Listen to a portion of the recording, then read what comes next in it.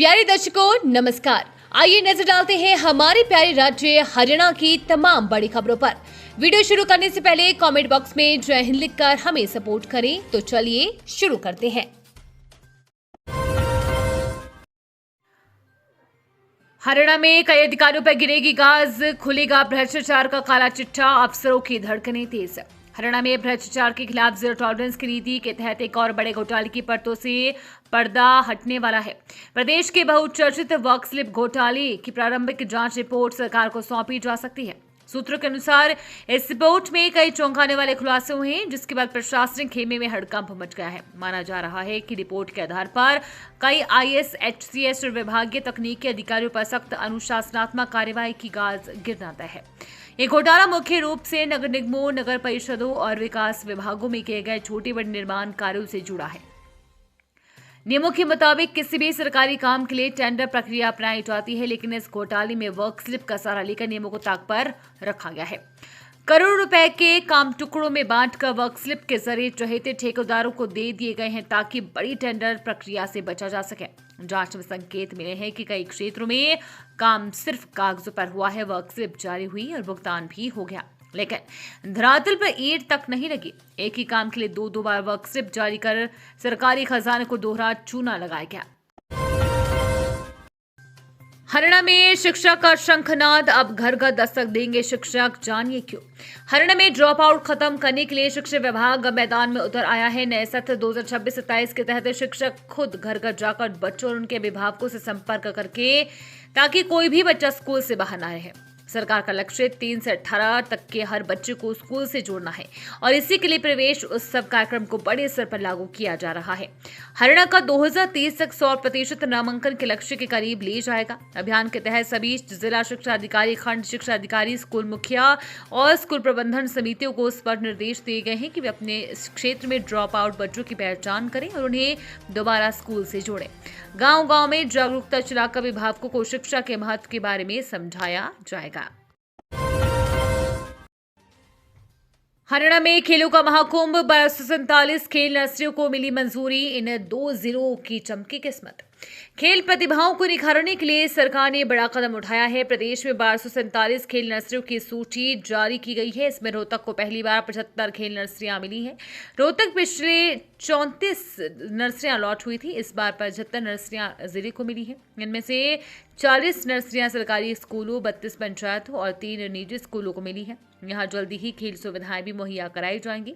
अम्बाला को 22, भिवानी को 85, चरखी दादरी को 29, फरीदाबाद को 66, गुरुग्राम को 36, हांसी को 14, हिसार को 135, झज्जर को 51, जींद को 116, कैथल को 115, करनाल को 70, कुरुक्षेत्र को 41, महेंद्रगढ़ को 34, मेवात को 36, पलवल को 92, पंचकुला को 15, पानीपत को 47, रेवाड़ी को 55, सिरसा को 55, सोनीपत को 68, यमुनानगर को 34 नर्सरियां दी गई हैं।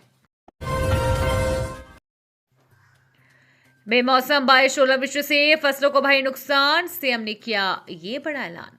हरियाणा के कई जिलों में मंगलवार की रात हुई ओलावृष्टि और बारिश से गेहूं की फसल को नुकसान पहुंचा है। राज्य सरकार ने तुरंत सक्रिय होकर प्रभावित क्षेत्रों की स्थिति की जानकारी लेने और नुकसान का आंकलन कराने के निर्देश दिए हैं। राज्य सरकार ने सभी अधिकारियों से रिपोर्ट मांगते हुए कहा है कि यदि किसी क्षेत्र में नुकसान हुआ है तो इसकी सूचना तुरंत उपलब्ध कराई जाए। फिलहाल किसी जिले से फसल नुकसान की आधिकारिक पुष्टि नहीं हुई है। प्रशासन स्थिति पर लगातार नजर बनाए हुए हैं और सभी जिलों से अनौपचारिक जानकारी ली गई है। पिछले 2 दिन में हुई बारिश से हरियाणा के कई जिलों में फसलों के नुकसान होने की जानकारी सामने आई है। मंगलवार को 16 से ज्यादा जिलों में तेज हवाओं के साथ हल्की व मध्यम बारिश हुई। कई किसानों का कहना है कि ओलावृष्टि से फसलों का दाना झड़ गया है, जिससे गुणवत्ता खराब हो सकती है। इससे किसानों की परेशानी बढ़ गई है। एक दिन पहले सीएम ने नायब सिंह सैनी से भी जिला उपायुक्तों को निर्देश दिए थे कि जहां जहां नुकसान हुआ है उसकी गिरदावरी पूरी पारदर्शिता के साथ करें और क्षेत्र के एसडीएम खुद मौके पर जाकर स्थिति देखें। अभ्यर्थियों के लिए राहत भरी खबर, एचएसएससी ने दिया क्लियर जवाब, किन्हें बनवाने होंगे नए सर्टिफिकेट।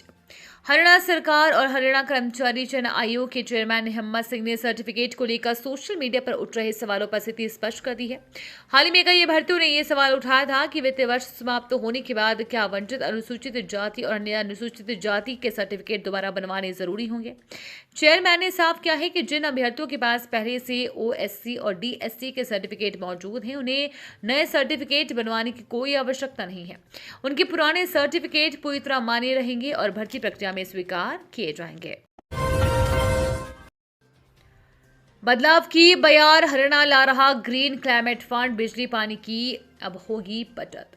राज्य में पर्यावरण संरक्षण की दिशा में बड़े बदलाव के लिए सरकार 2026-27 के बजट में 100 करोड़ के शुरुआती प्रावधान के साथ Haryana green climate resilient fund बनाने की तैयारी में है। वन एवं पर्यावरण मंत्री रावण नरबीर सिंह के मुताबिक ये फंड सिर्फ कागजों तक सीमित नहीं रहेगा, बल्कि सीधे लोगों के जीवन में असर दिखाएगा।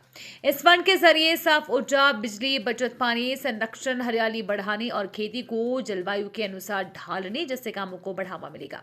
आने वाले समय में इलेक्ट्रिकल वाहनों का उपयोग बढ़ेगा, शहरों में हरित क्षेत्र बढ़ेंगे और गांव में पानी की बेहतर व्यवस्था देखने को मिल सकती है।